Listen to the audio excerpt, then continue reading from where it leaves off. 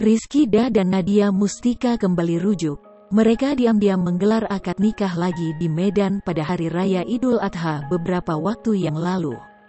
Hubungan antara Rizkydah dengan Nadia Mustika kini kembali menggemparkan publik. Setelah drama hingga isu keretakan rumah tangga menerpa, Rizkydah dan Nadia Mustika belakangan tampak akrab kembali. Seperti diketahui, Rizkydah dan Nadia Mustika sudah resmi bercerai setelah 1 bulan menikah. Bahkan Rizkydah sempat meragukan anak yang dikandung Nadia Mustika. Rizkydah bahkan sempat menuntut untuk melakukan tes DNA untuk menjawab keraguannya. Hingga akhirnya pada kala itu, Rizkydah menjatuhkan talak pada Nadia Mustika.